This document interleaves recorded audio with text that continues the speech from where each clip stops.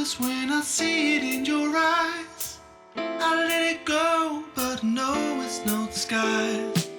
Though times change and you can see the way I feel, I wait and wonder if you ever will reveal. I get skies, I wanna be more than a friend. Open up your heart and let me come inside. Set the wheels in motion, nowhere to hide. Ain't no other love, I'm addicted till you know it. 안녕하십니까. 노보스 인더스트리 노사장입니다. 반갑습니다. 자, 우르스에 이어서 두 번째 리뷰. 우르스 찍을 때보다 조금 업그레이드가 됐습니다. 이렇게 몇 번 하면 이제 많이 업그레이드가 될 텐데, 아직까지는 문제가 있었던 전 때에 비해서 아직까지는 우리가 조금 퀄리티를 보강하려면 시간이 좀 필요하고요. 일단 뭐 법정 공방과 면허 관련 모든 사건들이 아름답게 끝났기 때문에 그가 이거 퀄리티 좀 떨어진다 하더라도 법적으로 떳떳한 노사장, 대의명령 사기, 사기꾼, 뭐 5일 사기 이런 거 다 깨끗하게 밝혀졌으니까 홀가분하게 즐겁게 진행하도록 하겠습니다. 자, 기아 K7은 현대 기아 자동차에서 프리미엄 중형 라인을 담당하고 있는 세그먼트죠.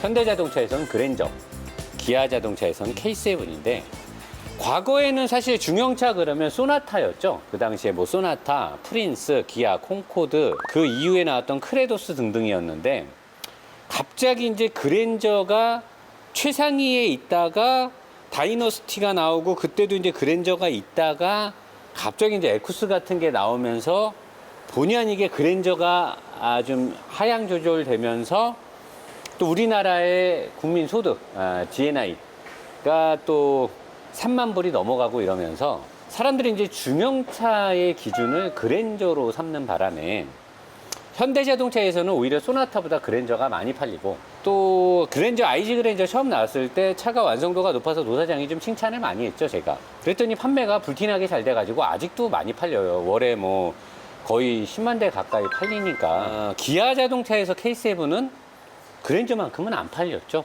오히려 기아 자동차에서는 K5가 선방을 했고, 현대에서는 소나타보다 그랜저가 많이 팔렸는데, 제가 또 그런 좋은 평가와 뭐 여러 가지 리뷰를 한 것도 있는데, 제가 늘 여러분들한테 말하는 거는 좋은 차는 시장에서의 판매 데이터로 승부수가 갈리는 거예요.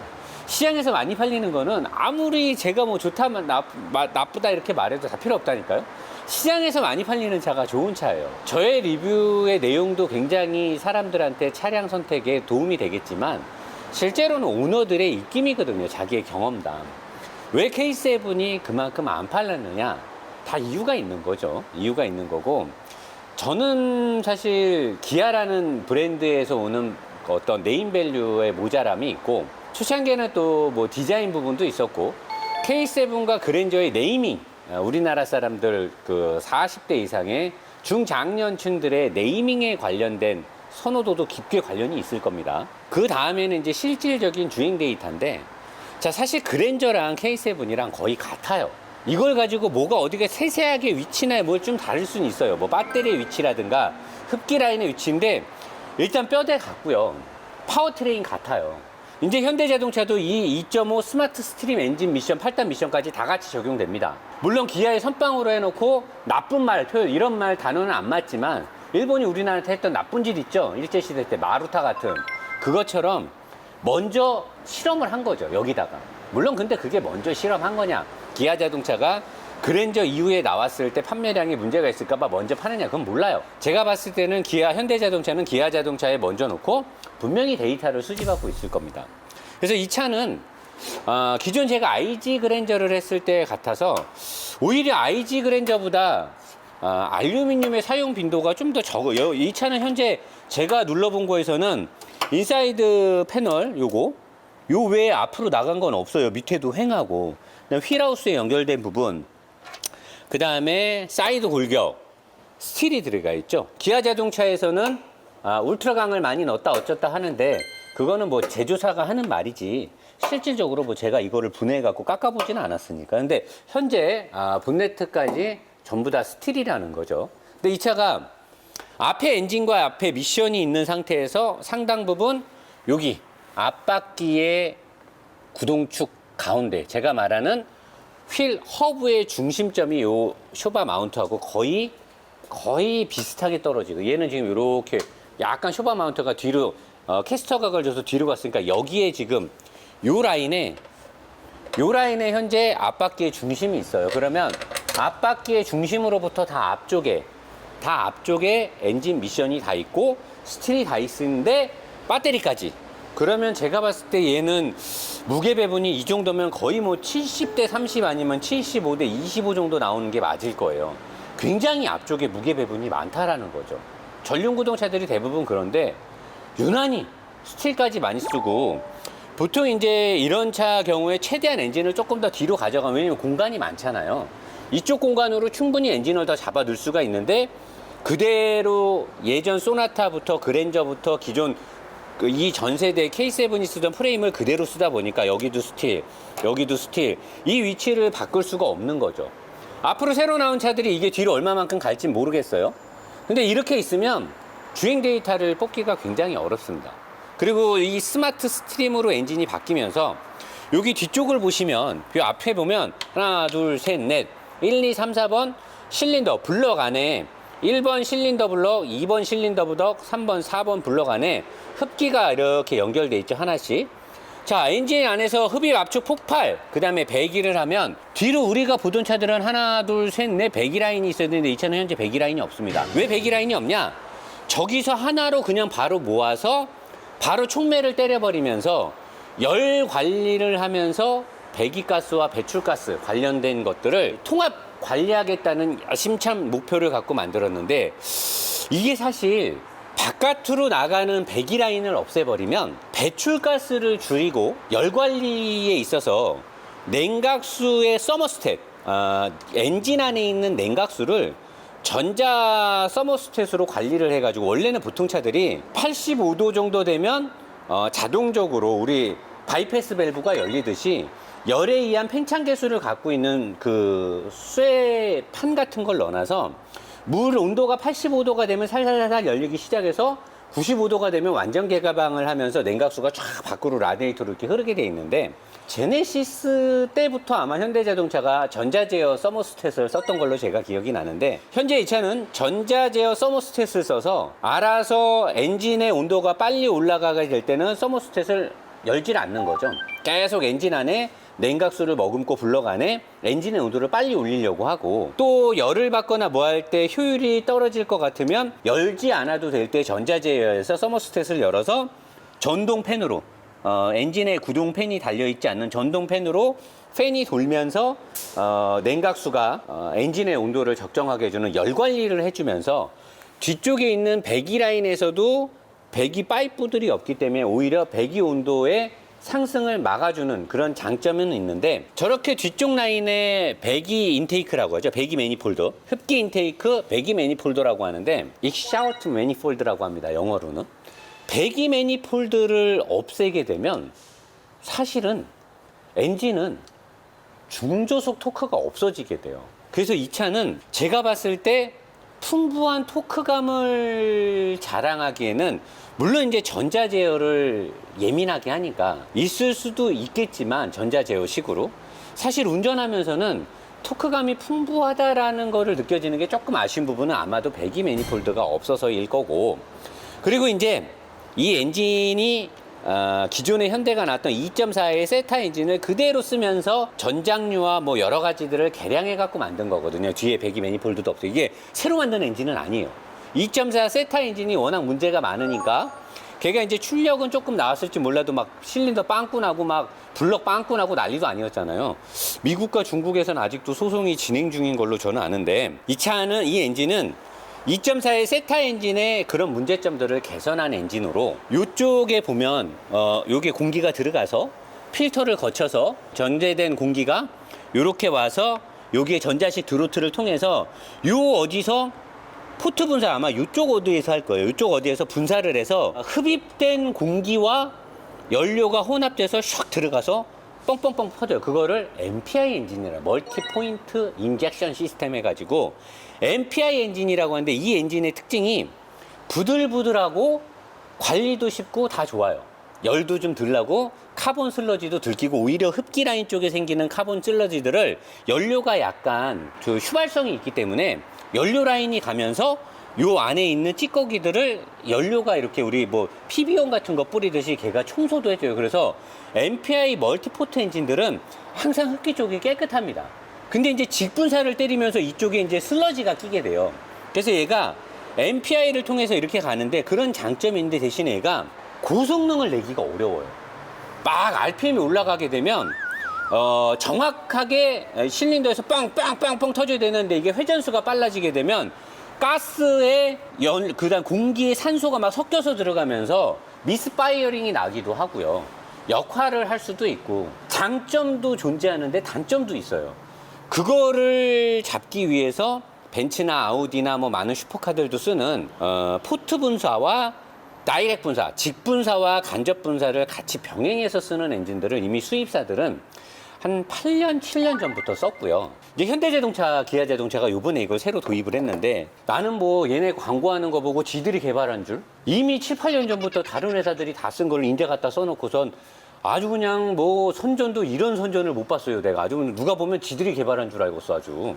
그래서 현재 이 차는 2000 RPM부터 뭐 한 3500 사이에서는 직분사와 간접분사를 병행도 하고요. 3500, 4000이 넘어가면 아마 그때부터 직분사로 가요. 그래서 다른 2.4 GDI 엔진이나 다른 엔진들에 비해서 공회전 시나 2000 RPM 안에서 굉장히 차가 조용합니다. 간접분사라서. 그리고 오히려 낮은 RPM에서는 간접분사가 토크에 또 유리하기도 해요. 그래서 그런 장점을 갖고 있고요.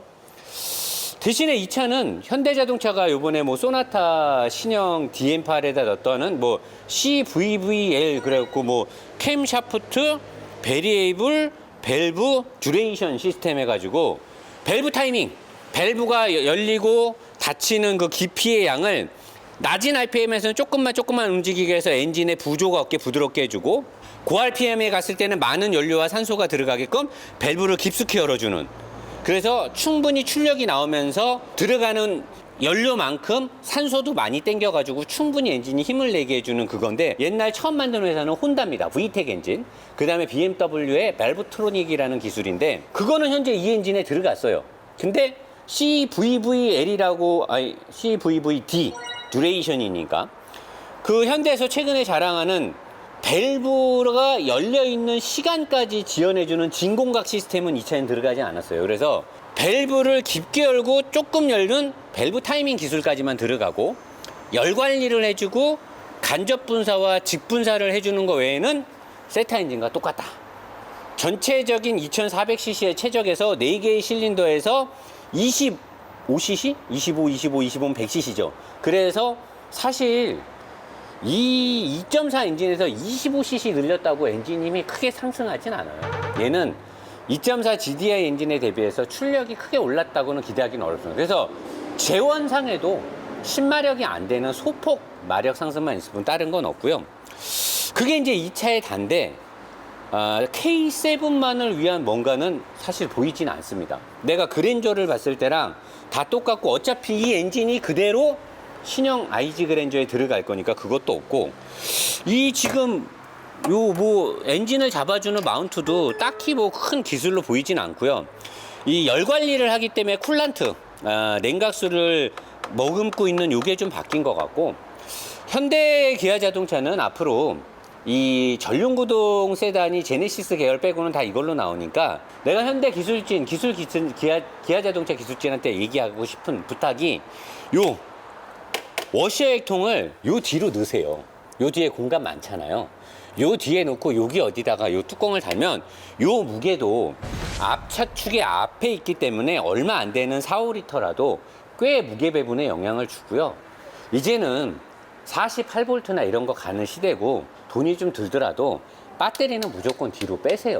전륜구동에 여기다 배터리를 두면, 그러니까 이 차가 승차감이 그냥, 그건 나중에 제가 주행해서 얘기하겠지만 안 되는 거 아니겠습니까? 자, 그리고 여기 이제 퓨즈 박스 있고 ECU 모듈이 있고요. 그 외에 뭐 인사이드 패널이 별로 강해 보이지 않는데 얘가 이렇게 와서 요 부위부터 합쳐져가지고 이 휠하우스 부분이 약간 그래도 좀 단단. 요새 현대자동차, 기아자동차가 울트라 강소재를 많이 쓴다고 하니까 뭐 그 부분에서는 뭐 이견이 없으니까. 이승호 팀장님, 잠깐 커먼 좀 해주시죠. 자, 이 엔진을 우리 이승호 팀장은 정비를 해본 적이 없잖아. 없죠. 자, 봤을 때 기존에 정비했던 국산차들하고 어때? 레이아웃에서 크게 달라지는 점. 이게 뭐, 이런 부분은 기아 현대자동차가 혁신적으로 좀 바꾼 것 같다. 뭐, 보이는 거 있습니까? 전혀 없습니까? 거기까지. 현 증인의 증언을 들으셨습니다. 전혀 없다라고. 기존에 나왔던 차들하고 레이아웃에 한치의 변함이 없다. 한결같다라는 주장. 이거 정도도 알루미늄, 사실 이 차가 옵션 넣고 하면 4, 5천만 원, 4천 얼마까지 가기 때문에 사실 저는 이 앞부분에는 알루미늄을 써주는 게 맞지 않나 생각하는데 이런 부분 상당히 아쉽네요. 옆으로 가도록 하겠습니다.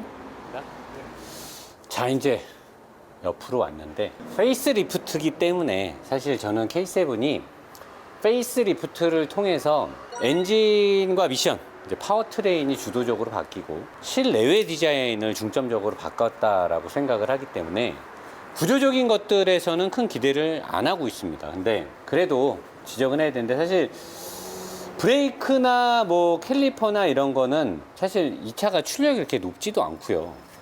중량도 껍데기 대비는 꽤 나가죠. 한 1600km 가까이 나가니까 중량도 좀 나가고 해서 사실 브레이크가 잘 듣지는 않습니다. 현대차들답게. 그리고 앞바퀴 쪽에 여기 중심축을 기준으로 앞쪽에 엔진 미션들이 다 설치되어 있기 때문에 급브레이크를 때리면 뒤에서 제 역할을 못하기 때문에 사실 뭐 브레이크를 밟으면서 뭘 기대하기는 어렵고요. 여기 보시면 패드도 전체 캘리퍼는 이만해 보이지만 실질적으로 안에서 요 디스크를 닿는 단면적은 되게 작죠. 요거가 패드라고 생각하시는데 아니에요. 실질적으로 패드는 요겁니다. 요 안에 있는 요만큼. 그러니까 패드도 되게 작아요. 그리고 디스크 로터하고 벨 하우징을 분리시키지 않았기 때문에 열 방출에서도 좀 불리하죠. 안쪽을 보면 안쪽에서 뭐 열을 방출하느냐, 여기에 조금 열 방출이 안에는 있어요. 요 안에 보이시죠, 여러분? 요 안에 물레방아처럼 생긴 게 있어서 안쪽에서는. 근데 저게 아마도 열 방출 때문에 해놓은 건지 이 바퀴에 회전 휠 센서라 그래서 바퀴의 회전량을 감지해주는 센서가 있어요. 도크벡터링 같이 브레이크나 ABS를 때려줄 때 역할을 수행하는데 그것 때문에 있는 건지는 잘 모르겠어요. 근데 그 센서가 현재는 저한테는 보이진 않는데 어딘가 그 센서가 있긴 있어야 되거든요. 서브 프레임도 쇠죠. 스틸로 돼 있고 모든 프레임은 여기도 알루미늄을 찾기는 쉽지 않습니다. 다 스틸로 돼 있어요. 다 스틸이고 실리콘 도포는 굉장히 일을 하기 싫은 사람이 지금 뿌려놓은 것 같은데 이런데 보면 막 좀 이상하게 뿌려놨어. 이거를 좀 쫙 부드럽게 뿌려야 되는데 보통 이런 부위도 싹 뿌려놓고 얘를 달든가 아니면 얘를 달고 나서 싹 뿌리든가 하는데 약간 좀 신기하게 뿌렸어요. 뭐 테이프를 마킹을 해놓고 뿌린 다음에 마킹을 띈 것 같아요. 깔끔하게 이렇게 밴드 띈 것처럼 돼 있는 거 보면 여기도 보면 왜 요 라인을 해놓고 그냥 달아도 될 것 같은데 저렇게 해놓으면 사실 이런 부위나 여기에 보면 철판 두 개를 붙였잖아요. 저런 부위에서 오히려 부식이 시작되는데 물론 현재 이 차가 아연도금 강판을 우리나라 기준이 약한 기준이 아니라서 아연도금 강판이 잘 돼 있긴 한다지만 그래도 실리콘 도포를 할 때 조금 더 신경 써줄 수 있을 것 같은데 그런 부분이 안 돼 있다라는 것과 승차감을 많이 생각했다라는 거는 여기에 이제 돌이 튀고 하니까 보통은 우리가 전륜에는 이런 플라스틱류를 싹 감고 뒷바퀴 쪽에 승차감을 해서 뒷바퀴는 이런 이렇게 부직포 재질을 넣잖아요. 근데 전륜은 바퀴가 이렇게 회전을 하고 조타를 하기 때문에 막 돌이 세게 튀고 하니까 플라스틱을 많이 했는데 앞에는 플라스틱을 하고 절반은 부직포 계열을 넣은 거 보는데 완전 부직포는 아니고요. 플라스틱 같은 거에 뭘 입혔어요. 약간 특수한 소재거든요. 일반 부직포는 아닙니다, 지금. 약간 좀 두꺼운 도화지 같이 생겼는데 이런 부분을 보면 기아 자동차가 이 K7의 성격을 어떻게 했다라는 걸 좀 알 수가 있고요. 댐퍼가 굉장히 두껍고 스프링은 얇고 캐스터가 이것도 한번 전문가를 불러서 이승우 팀장님 상당히 그 출연하는 데 있어서 자기는 불편하다고 쉬다가 출동할 때만 급할 때만 나온다고 하니까 마이크가 여기 있으니까 예, 뭐 사실 이 차 처음 보잖아.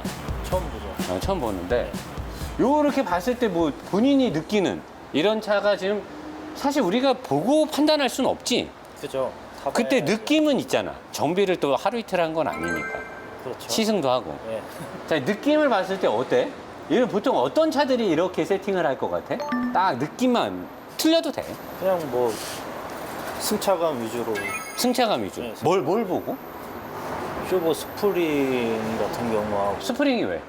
안으로 이렇게 이렇게 안쪽으로 이렇게 말려 들어. 끝에? 예. 끝에가 여기 안쪽으로 말려서. 예. 그러면 저 부분은 약간 강한 거잖아. 그렇죠. 저기. 여기는 지금 넓잖아. 건선량이. 네. 그럼 어디를 보고 승차감이라고 하는 거?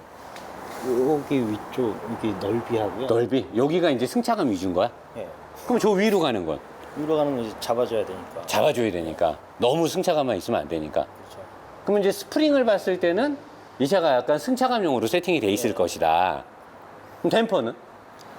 댐퍼는 약간 두꺼운 거 같기도 하고. 내가 보기엔 좀 두꺼운데. 근데 승차감용이면 댐퍼를 이렇게 두꺼운 걸 넣을 필요가 없잖아. 뭐 스포츠성도 약간 주지 않았을까요? 아, 여기서는 스포츠성을 준다? 예, 여기 링크 조립된 부분도 그렇고. 할 때 링크? 예. 이런 것만 봐도 느낌이 와? 그냥 느낌이죠. 그냥 느낌이야? 그럼 틀릴 수도 있네? 그렇죠. 틀릴 수도 있어? 뜯어본 것도 아니고. 일단 던져보는 거구나, 그냥. 던져보고 아님 말고. 예.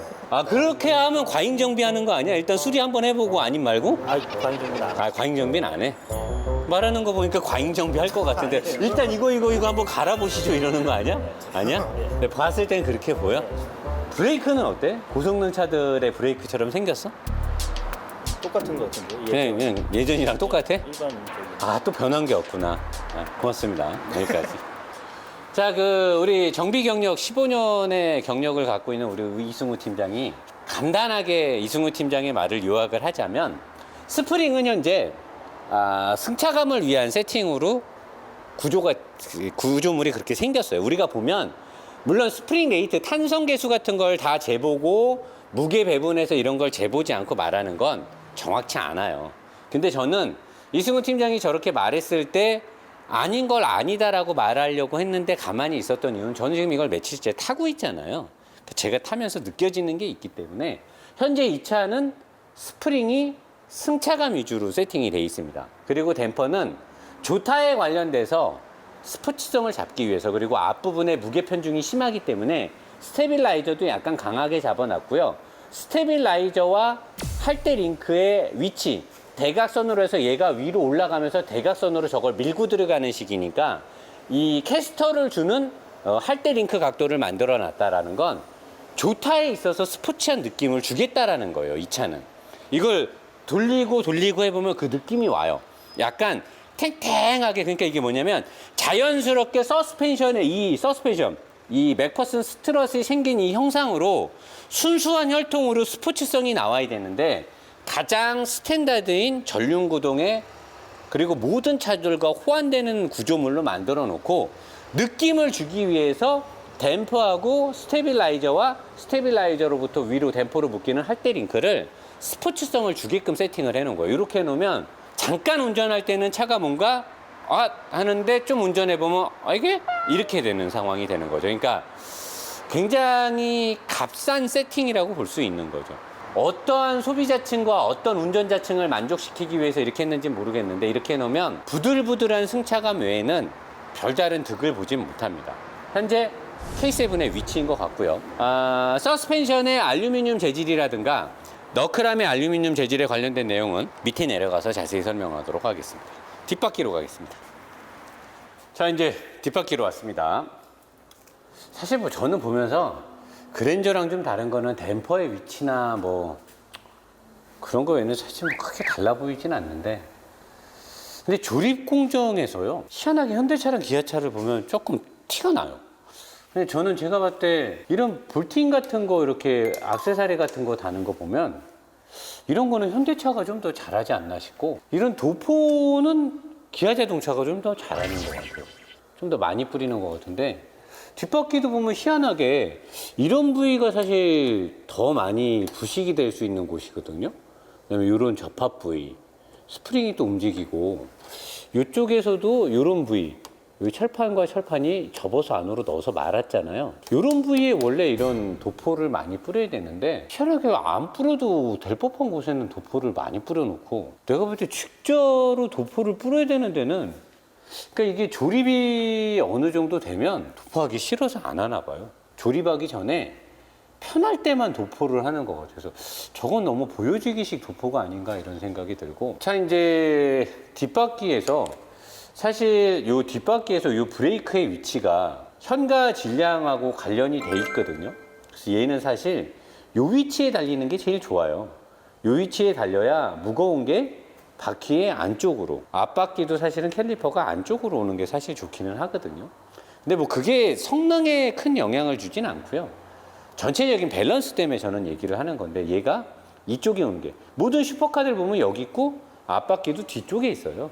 근데 이걸 여기다 다는 건 가장 이 장치를 달기에 편한 자리예요. 우리 국산차나 일본 차들은 보면 가장 달기 편, 여기에다 달면 여기에 걸리잖아요. 여기 이 밑에다 달면 또 여기에 걸리니까 가장 달기 편한 곳에다 얘를 단다는 거죠. 그리고 뒷바퀴는 거의 뭐 오토바이 같은 데 들어가는 브레이크 패드가 들어가 있고, 디스크도 벤틸레이션이 없습니다. 그냥 확 쏠려버리는 솔리드 브레이크인데, 얘는 어차피 뒷바퀴의 브레이크 비중이 되게 낮을 거야. 한 15%, 20%, 20% 정도 될 것 같은데, 그래도 요즘 추세에는 얘가 또 4천만 원이 넘는 차인데 좀 이렇게 벤틸레이션을 넣어주는 게 좋잖아요. 이렇게 일반 쇳덩어리 하나인데 이거는 이제 열받으면 거의 뒷브레이크가 안 된다고 봐야 되고요.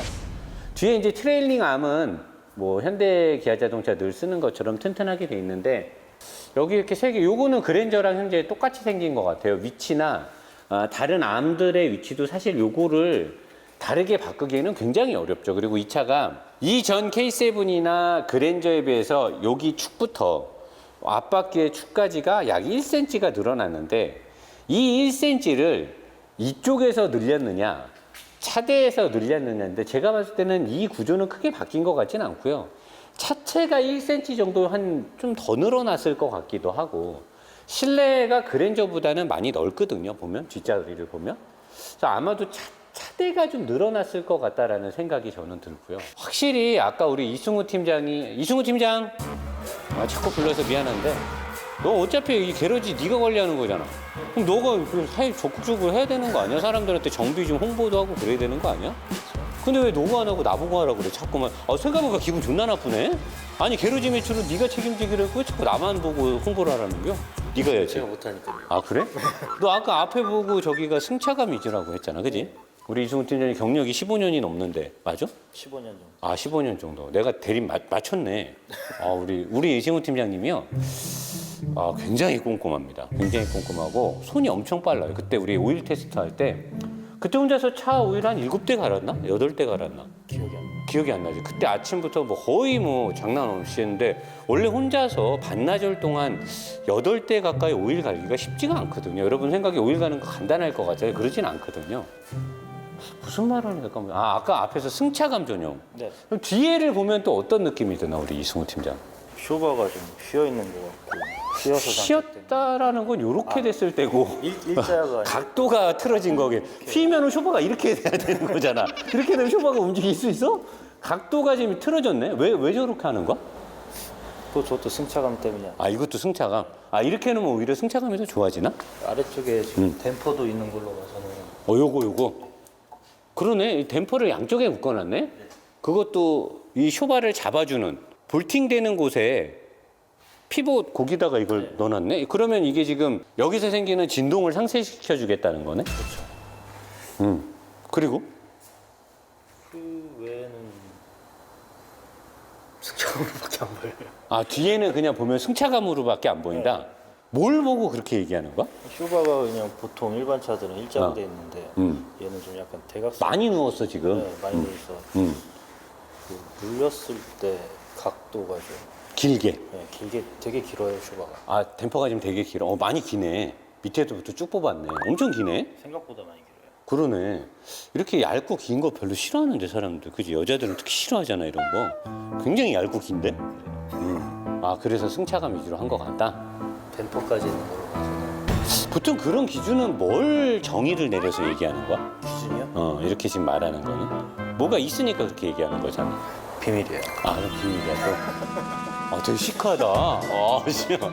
대표이사 알기를 아주 그냥 개떡으로 하시네, 아주 그냥. 너 대답할 것처럼 하더니 딱 비밀이에요, 그러네? 알았어, 가세요, 그럼. 뭐, 예. 말하기 싫다는데.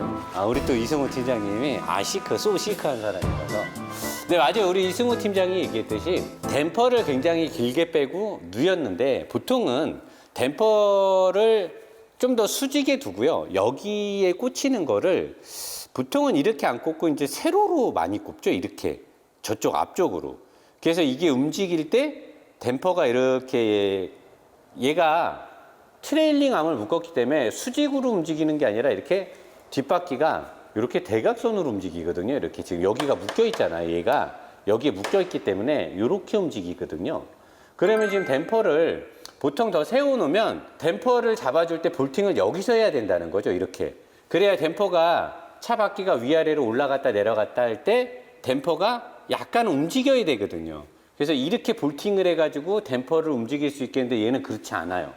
옆으로 돌려가지고 댐퍼의 자유각을 아예 없게 만들어 놨어요.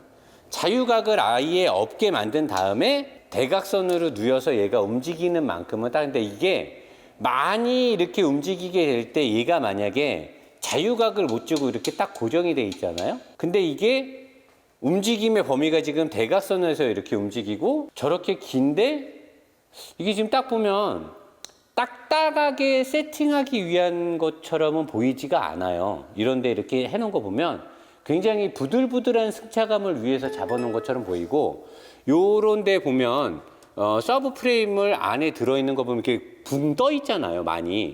이게 저 안에 지금 충진제 같은 고무 우레탄 같은 게 들어있어서 굉장히 지금 승차감 위주로 세팅했다라는 게 보이거든요. 여기 알루미늄, 여기 위에 있는 어펌 알루미늄이 어차피 그랜저에서도 이렇게 했고 전에 K7도 이렇게 했는데, 전체적으로 보면 모르겠어요. 이게 제가 한동안 리뷰를 쉬다 해서 그런지, 리뷰를 두어 달 쉬기 전에 너무 고성능 차만 해서 그런지 몰라도 딱 보면 이 안에 들어있는 우레탄 같은 것들이 재질 같은 게 사실 눈에 지금 보이거든요. 되게 좀 부드러운 러버 재질 비슷하게 생겨가지고 뭔가 이렇게 승차감, 특히나 댐퍼를 이렇게 묶었다는 게 약간 특이하기도 한데, 이렇게 해놓으면 얘가 지금 굉장히 뒷바퀴 쪽은 되게 부들부들한 승차감을 주기 위해서 세팅이 돼 있는데, 이게 제가 운전을 하면서 느낀 거랑 거의 일맥상통해야 되는데, 여러분들한테 그거에 대해서 정확히 얘기하라고 하면 스프링도 약간 이렇게 가운데가 퍼지면서 약간 휘어 있는 거 보니까, 원래 이렇게 딱딱한 승차감을 주거나 제대로 서스펜션을 세팅하는 차들은 스프링을 절대 휘게 안 해요. 근데 전체적인 스프링도 살짝 휘어 있고 댐퍼도 얇지만 약간 대각선으로 길게 내려 뻗었는데, 댐퍼를 묶어놓은 위치도 그렇고 양옆으로 이 진동 댐퍼를 달아놓은 것도 그렇고, 서브 프레임에 이 안에 들어있는 우레탄, 러버 재질처럼 생긴 저 우레탄이 되게 두껍고 서브 프레임이 붕 떠 있는 걸로 보아 굉장히 부들부들한 승차감을 위해서 세팅을 했다. 그러면 앞바퀴하고는 굉장히 상반되는 세팅을 한 거예요. 보통 이렇게 세팅하는 차들은 제조사에서 풍부한 주행 데이터를 가지고 세팅을 한 게 아니고요. 요 위치에서 이 중량에 대한 범위로만 세팅을 한 거예요. 그러니까 굉장히 빠르고 쉽게 간단하게 세팅을 하는 거죠. 그러면 차를 잘 모르는 사람, 그 다음에 고속주행을 잘 안 하고 시내주행 잠깐, 시승도 잠깐 정도 한 사람한테는 굉장히 부들부들하고 고급진 승차감으로 느껴질 거예요. 근데 130, 40km가 넘어가면 이제 난리 납니다. 그리고 제가 봤을 때 100% 장담하건대 뒷자리에 앉아있는 사람 중 10 중에 4, 5명은 일반적인 상황에서 멀미를 할 것이고요. 이 차는 뒷자리에서 핸드폰을 절대 못 볼 겁니다. 이렇게 세팅한 차들은 뒷자리에서 핸드폰을 볼 수가 없어요. 어지러워서. 저는 면허가 없는 동안 택시를 많이 타고 다녔잖아요. 거의 뒷좌석에 타잖아요. 항상 핸드폰을 봐요. 그러면 대부분 답이 나오죠. 어떤 느낌인지 딱 나와요. 좋은 차들, 세팅이 잘 된 차들은 핸드폰을 30분 정도 봐도 멀미가 안 나요. 근데 이런 차들은 잠깐만 봐도 3분, 5분만 해도 멀미가 나고 눈이 피로합니다. 그게 요인과 피칭이 여기서 생기기 때문이죠. 이 차는 100% 그럴 겁니다. 밑으로 가겠습니다. 아우, 존나 멋있어.